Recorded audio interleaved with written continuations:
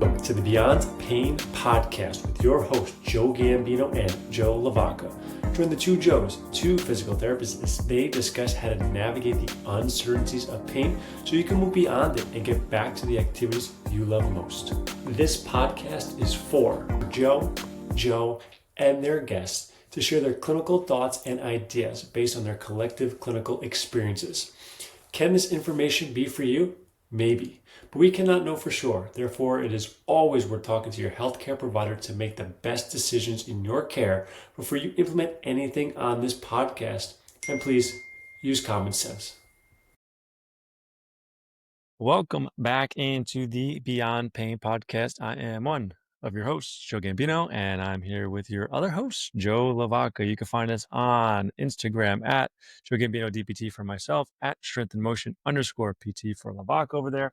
Podcast is on Instagram as well, Beyond Pain Podcast, and on YouTube, Cups of Joe _PT. To make it really complicated for you to find us, we have all different ways to go about it. And different tags. That's right. I think at this point, if you've been with us for a year, you figured it out. Yeah, they figured it out. And the easiest way is there is an application form down in the show notes. So if you have questions, comments, concerns, you can just go over there, fill it out, and one of us will be more than happy to chat with you. Well, welcome back, Joey boy. You should be very excited today. I'm very excited. And I'm already good. Do you know why I'm saying so? I always just now reference everything to the Knicks. Yes, that's exactly it. Yep. Exactly it. Last time you were talking about hopefully we can just put up a little fight against the Celtics and we're up to... I know. What a difference a week makes. Because now I'm sort of saying, welcome to the finals. Right? Yeah, let's go. And now with the Cavaliers also being down 2-0. The Pacer thing last year, when we lost to the Pacers, I just think it was due to injury. Like everybody got hurt. Anunoby tore his hamstring. Brunson had his ankle again, or it broke his hand or something like that. So I am very confident. I think it was like both last year for Brunson. Yeah, it was everything. Well, I mean, Brunson, like we talked about last week, I mean, he has a career-ending injury every game, walks it off in the locker room, and then he comes out and scores 40. So I'm okay with the formula now. It just makes me laugh, but I'm okay with it. And yeah, things are looking good. Things are looking good. I'm hoping for a continued run. I haven't gotten a chance to watch too much, but I'm going to make a extra point to watch tomorrow. We got family in town. We got a lot of things going on. I got a graduation. My sister graduated from college over here, so we have that tomorrow. Congrats. Yeah, so we got a lot going on. But this is starting to take higher priority in my life now that the Knicks are making a run. Yeah, well, I mean, look, I think that's the whole definition of priority.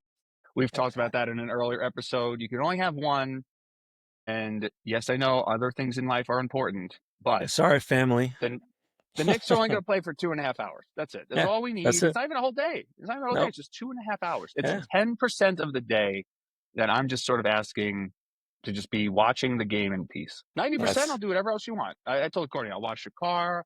I'll clean the garage. I'll do whatever you want for Mother's Day, which, by the way, even though this will air after Mother's Day, we wish everyone a happy Mother's Day. Thank you to all the amazing women who are out there. And we've had a few amazing women in our lives, Joe. So they're probably responsible for us being where we are right now. So thanks, moms. And yeah, just give us a couple hours, though. That's all we need. You know, you've given us so much already. What's another 2 hours this weekend?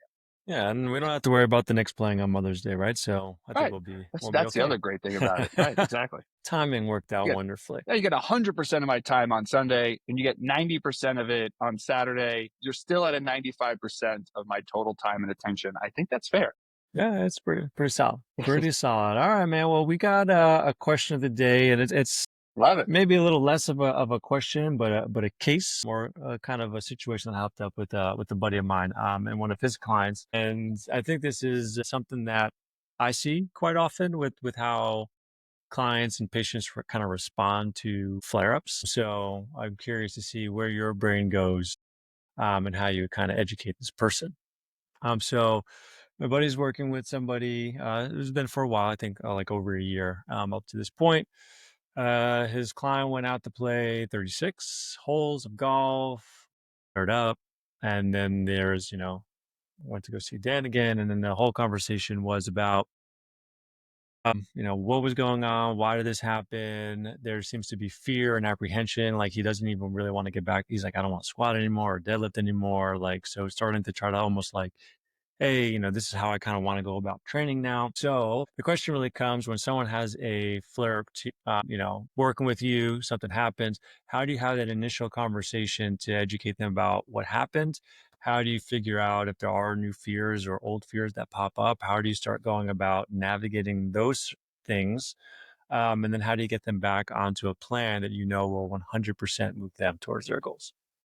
Yeah, I think That's deep. I could probably answer everything except the last part, because I don't know if I have anything that would 100% move them And that's to it. sure, But but you know I what I think mean. what In your no, mind, I like know, this is the plan. I know, Yeah.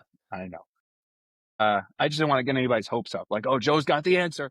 And I always say, like, if I had You the got all the answer, answers, baby. I if I know. had the answers, it'd be on the yacht. I'd be on the yacht right now, not in Courtney's office. I think first and foremost, what I have been doing way ahead of time now is preparing people for this to happen. Mm-hmm. And it is almost expected. So when we get going, they start to talk to me or you or anyone about their plan. They agree to it. And then we have a couple of sample sizes. I have a guy right now who's been in long standing back pain, multiple fusions throughout his spine, slightly older now. And he was very scared and skeptical about starting some movement programming.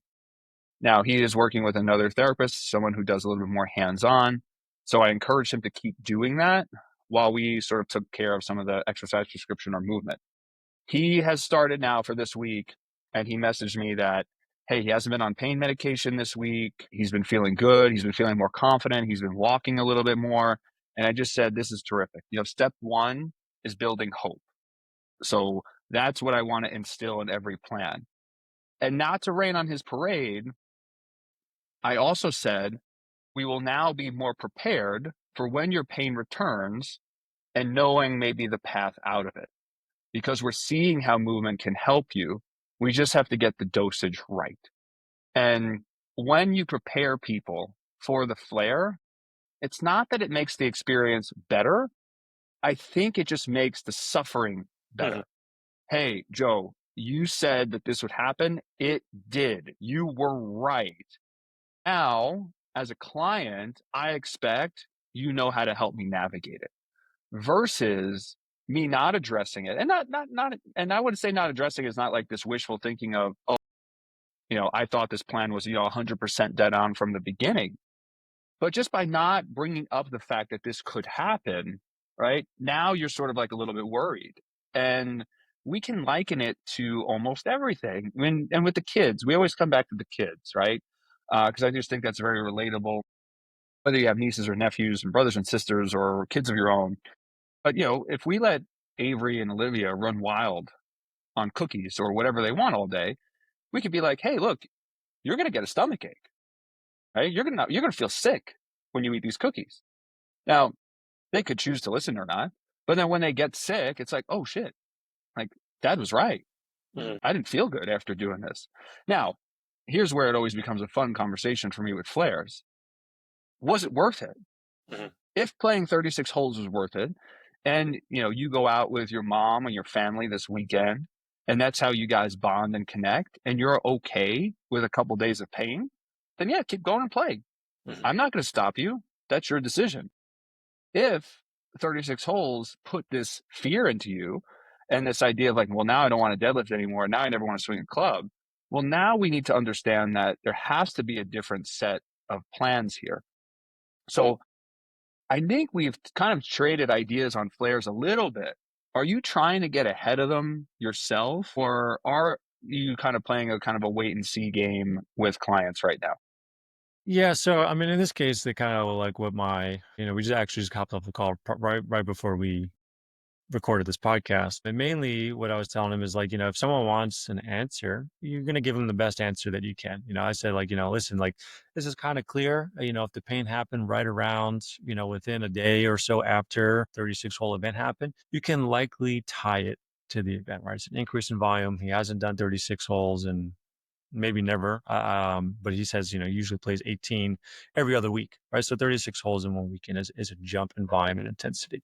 So you could tie it. And then he was like, yeah, well, he's also getting older and there's these other things. I was like, sure, pain is very complicated, but we don't need to give people perfect answers, right? We need to be able to give them something that's going to help them digest everything, right? And feel safe and like that, you want to get the buy-in in a sense, right? So we're not trying to lie to them. We're going to give them this best educated guess that we can say that's driving some of their symptoms.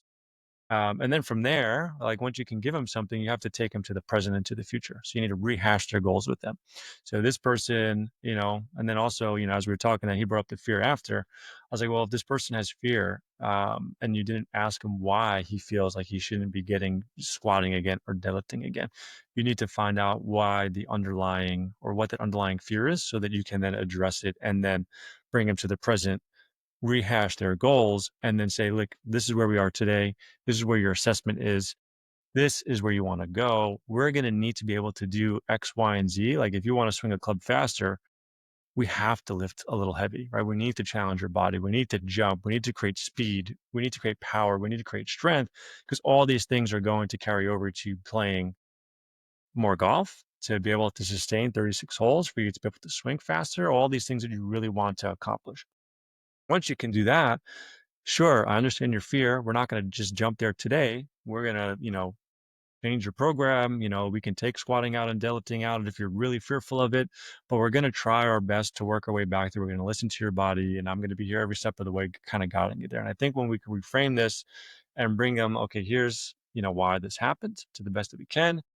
These are your goals. This is where we are today. This is the plan. All of a sudden now they can kind of see what's going on, and that like fear of the unknown. And again, you mentioned expectation management. Yeah, man, a flare up might happen again. That's okay, right? Like that's just part of the cards. I mean, I can tell you from having 10 plus years of back pain that flare ups will happen, right? And you can be frustrated and upset and fearful of it, right? But we have to figure out how can we get you back on track, right? And not, because something like this, if you didn't have Dan, this is something that can really derail somebody from making any progress in the future, right? So having someone like Dan or whoever, right? Like having somebody to say, hey, listen, this is the reality of it. Sure, it sucks, but this is where we want to go. This is where we are today. This is why this is happening, and this is the plan. I think, as best as we can answer those questions can really do a lot for somebody. Yeah, I totally agree. And you brought up a lot there, especially at the end. I think when people have a flare and they're on a plan and they've been doing everything and they've been really diligent, and I think that's what makes it harder to accept the flare. Like if your life got crazy, I was working too much, my kids got sick, I got sick. I mean, I went out and I played golf and yeah, my back hurt. It's flared up. I'm not surprised, because you didn't have a plan, right? So what were the results, right? You didn't enact anything we spoke about, which is not a fault of your own. I'm not going to judge you or attack you on that. However, when you have the plan in place and you're like, Joe, I've been doing the mindfulness and I've been doing the deadlifting and I've been cat cowing and I've been doing my hip mobilizations and this still happened, I think that's where a lot of those changes in mood come in. That's where maybe not even fear, but then anger comes in, right? Because it's not fair anymore. I've been doing what Joe told me to do, and this happened anyway. There's a little bit of maybe shame that comes in with that. Like, did I do something wrong? Did I not do these enough? Did I not do these the right way? So it's all of these mixed bag of feelings, which really is sort of the whole idea of feelings, right? If you've seen Inside Out 2, emotions just get more complicated as we get older and they happen together, right? I think what I've seen happen when I don't do a good enough job addressing these fears, like you said, or the primary emotion that someone is facing, they go back to this idea of using passive coping strategies, right? And whether it's acupuncture or magnets or, light massage or hard massage or Graston, right? Everything becomes now done to them. So staying in front of this and handling expectations, I think, as you said, is the key, as we were saying, is the key. Because if we don't handle the expectations, and then it's sort of like they go back to another provider that other provider now has a little bit more ammo to be like, yeah, I told you so. Like you can't swing a golf club, dude. Like you got to keep neutral. Hey, you have all of this tissue adhesion. Like you can't swing. You can't go back to doing that. Like we have to break this up first. And when that happens, that'll keep them in that spin cycle, because for as good as acupuncture or massage and all the things we've talked about, heat, ice, you name it, will make you feel better, it does not cause system or tissue adaptation. So it's just shifting the signal. But when you shift that signal and you tell someone that story, hey, well, oh, wow, that makes sense. You broke up this adhesion. You relieve this block of energy. You did this, you did that. And that's my path to success, as opposed to doing the things that we think are important. So, or maybe become more valid, I would say, in terms of getting people where they want to be. So I think understanding is really important, right? And I think if we don't understand that primary barrier, then we're just back to chasing pain, and then we become like the same passive modality. Yeah, no, that's it. I like that. And I think it's one of the things I've learned from kind of understanding sales a little bit more is like you never want to have like this you never want to have uncertainty about something, right? Because you don't want to be assuming that somebody's dealing with something and then trying to push or say like this is what's gonna be the best thing for you. Because once you start doing that, then all of a sudden you're going to kind of, someone's going to be taken back, right? And it's the same thing when we're working with someone in the clinic. If you don't know why this person's fearful and you're just going to say, well, like we need to squat, right? Because you have to, I told them, like, you need to understand why so you can guide this process and not just use your biases and try to educate that way, right? Because we certainly will do that based on our experiences. So how can we start to really understand what this person's going through? And then how can we use that as, okay, well, hey, you're fearful because you don't want this to happen again. But, guess what? Even if we do all that stuff, this can still happen again, right? But to have the best chances of success for your goals, this is what needs to happen. And this is why. And all of a sudden now, education, not just the education, but then changing his program to something that he feels comfortable with. And then slowly adding back in some of the things that he's fearful of and showing that he can have confidence in his body again. Like when you put all those things together, you can start to help someone change their perception of being super fearful and actually get them back to higher level performance. It just takes some time and but you really do need to kind of go back and understand what this person's kind of going through and why they're feeling that way. Otherwise, it's going to be, it will be a hurdle for somebody. Yeah. And I think too, I was listening to this other podcast this week, and it was Jared Powell, sorry, not Jordan Powell's podcast. And he had Gordon Guyatt on, who I don't think I had ever heard of, but is one of the founding fathers of evidence-based medicine. Did work with David Sackett and all these people that we've kind of grown accustomed to thinking about, the evidence-based framework. And it was really interesting hearing him talk, because as he works with clients or patients, he's like, look, this is the best thing we have. You can try this. It might help. Or you can not try it and it still might help. Or it might not go away and it might come back and forth. Like we actually don't really know. But I think the thing that I valued from him being that upfront or truthful in what you just highlighted is our profession's resistance, and I understand why, to accepting uncertainty and then guiding people to realize that every body is so individually complex. And even if we had the recipe on what worked for someone, it's not going to work for you the same way. And I would be interested to talk to the client who did 36 holes, because it's really easy to just think about it from a volume standpoint, right? Well, if he was also out there a little bit longer, was it hotter? Was he properly nutritioned? Was he properly hydrated? If he was out there longer, again, I know environmentally, perfect example, when I come out here to Colorado, I love going out with Court outside having a beer, right? I love like coming home from work, making, a Negroni and just sitting with Court and cooking dinner.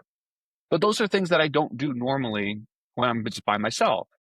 So now if you're out on the golf club and golf course, sorry, and you're with your friends, you go around at 18. Are you having a beer or two at the clubhouse before you do another 18?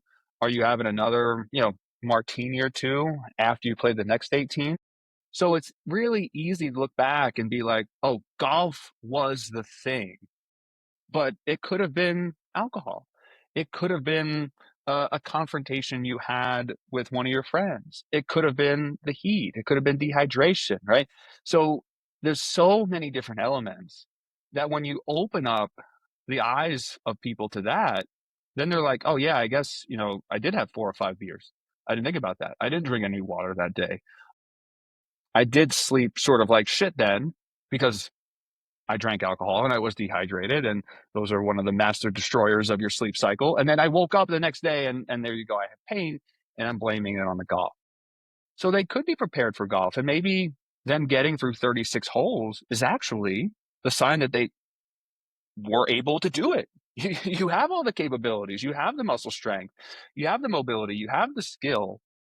So it's hard, I think, to then also just blame it on that. But is that something that either, I think you said your friend's name was Dan. Did Dan tell you, did they pry in a little bit deeper? Because I always think that those conversations are kind of interesting too. He didn't give me too much as far as like the exact, this is what the person was dealing with. So, but those are great questions. I mean, now you're looking at the recovery side of things and all that other stuff. Are they hydrated? Did they eat enough? When I played the last time I played golf in Mexico, I was at a bachelor party. I was very Yeah. drunk playing golf. Yeah. My back didn't hurt afterwards, but I'm sure, right, that can change things completely, especially because stuff like that can also mask pain, right? Like this guy could have had pain on the golf course, Totally. but Right. you have a couple extra drinks and that's not going to happen. It's almost like taking, like people pop an Advil before they play, and then when they're done with their round, their back's killing them. So yeah, there's a lot of factors, and that's why, sure, we can't give this person an exact answer, but you want to be able to give them something that's going to make sense to them and help kind of steer the direction. You want to get back to the present and the future. You want to get away from the past, right? So sure, give them the answers that they need. You're going to make the best inferences. You do want to ask all those questions to get the best answer, because if you do feel like, hey, like this is something abnormal, maybe this can contribute to it, and we should keep tabs on this in the future to see if stuff like this ever happens again. Because without trends, it's really hard to say anything, right? But I agree Yeah. with you. And even with trends, what you just made me remind me of, because you were saying about Mexico and, like, hey, all right, I got through that. But let's even say like 5 days later, you woke up with pain and you didn't do anything the day before. Here's the thing that's really crazy about our nervous system.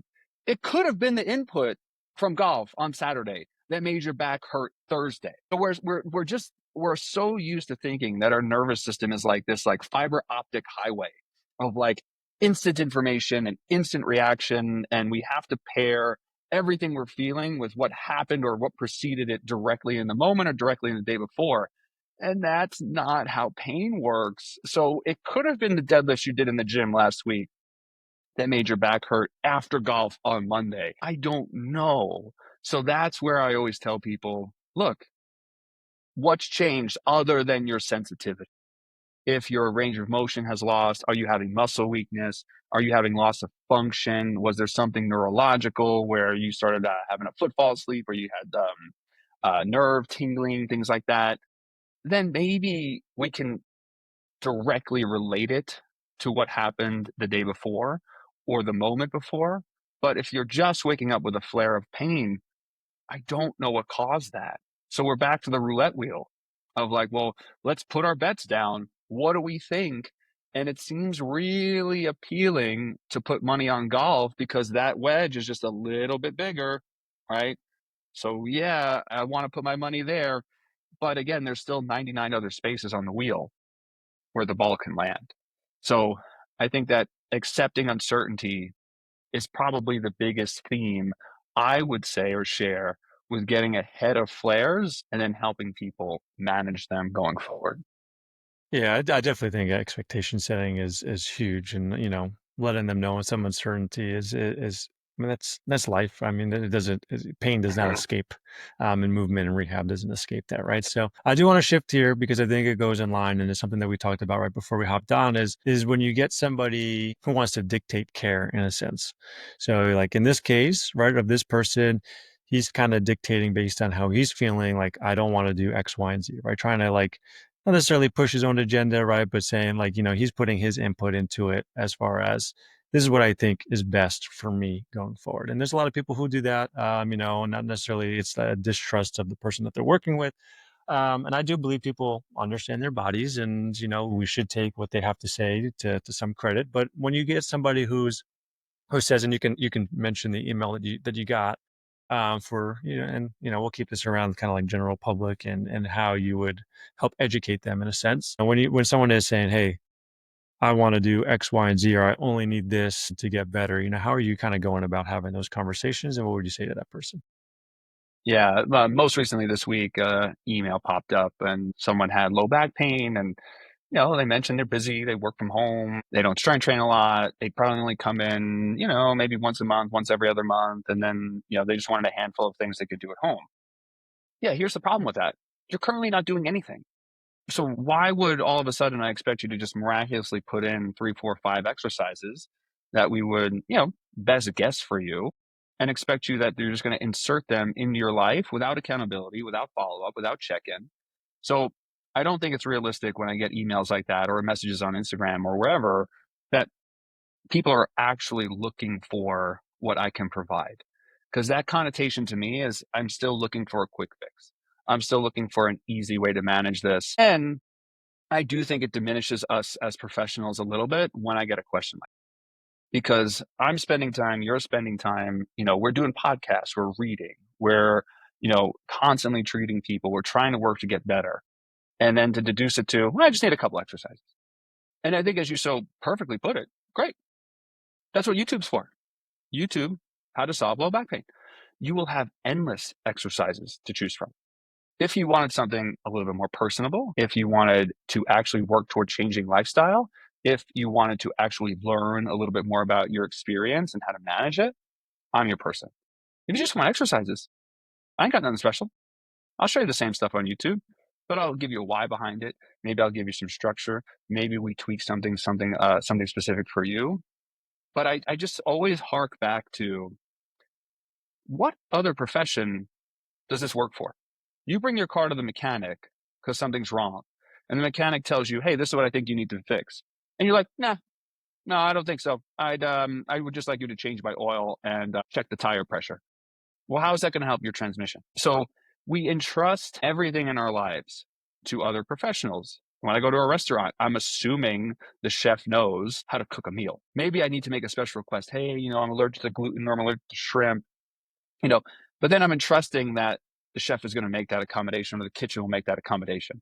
I'm not going back there being like, I love chicken, but I like the ratio of salt to pepper to be 49 to 51. I like it to be, slow cooked. I like it to be this. I like it to be that. Well, then go home and cook. Do it yourself. You know?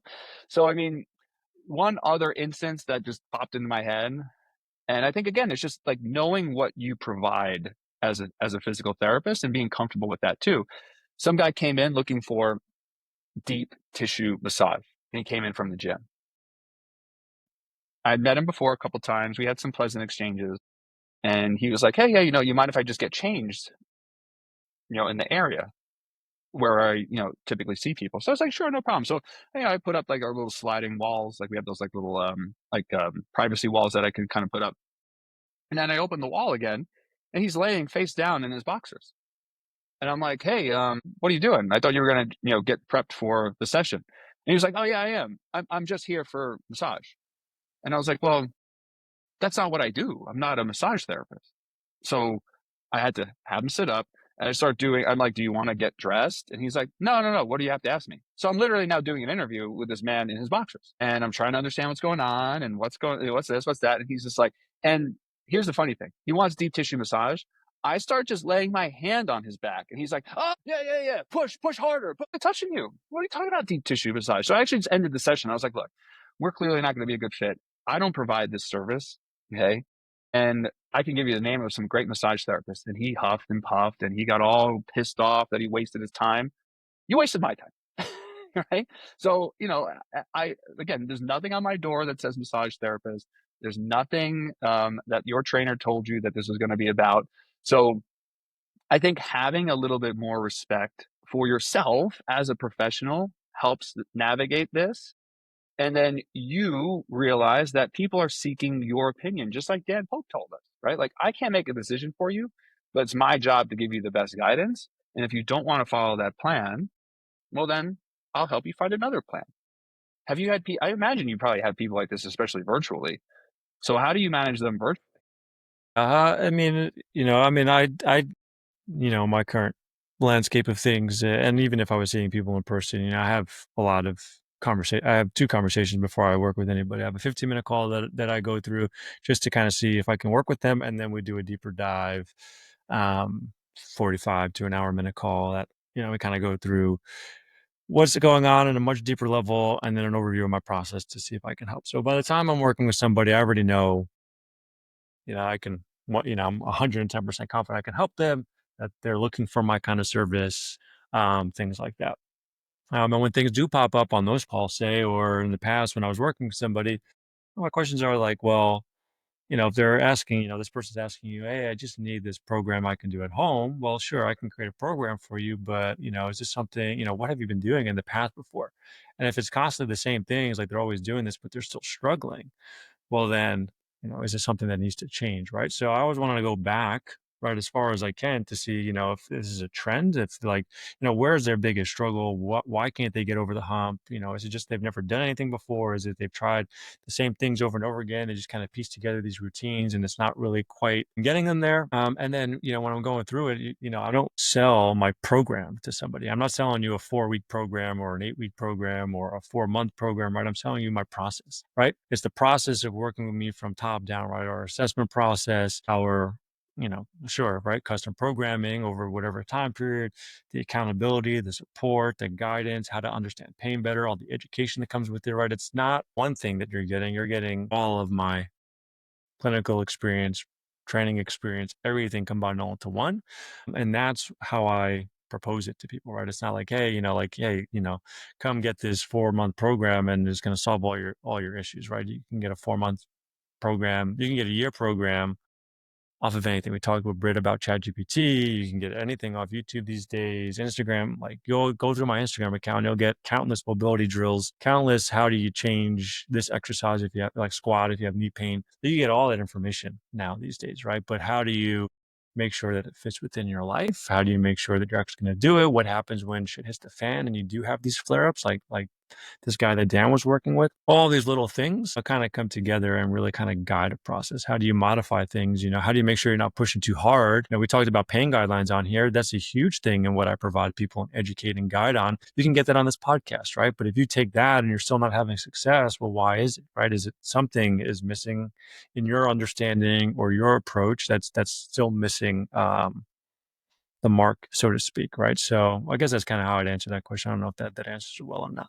No, it does. And you actually made me, consider a couple things by just listening to you. And I love that idea of like, I'm giving you my process. That's your clinical experience and judgment and working with people, coming together to make best decisions, right? And that's what ChatGPT will do. Like, it'll scour the internet and come up with a best fit. Just realize there's a lot of shit out there. So it's processing the shit also. Just like we talked about with the golf person, it'll be like, oh yeah, maybe your hip is limited. Maybe this is limited. Maybe you have to check your volume. It'll give you some practical advice. And then you go do that, right? And then you slam 5 martinis again. You wake up in pain and you're like, ChatGPT was wrong, I guess. And then we're not just connecting it to anything else. So I think that's the value of knowing the right questions to ask. And I think that's where you and I can provide the most value to someone.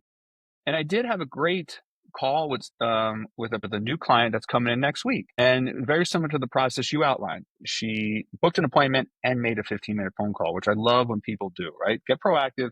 If you decide it's not for you, we can always take you off the schedule, but now at least you have the time booked. Works for you, works for me, obviously, because my schedule is open, and we go from there. And all she wanted to just, understand was, hey, are you flexible in your treatments? Like, if I did need manual therapy, you can provide that. If it was exercise related, you can provide that, and I'll be willing to do it, because she had 2 very opposite pendular experiences in New York City, right?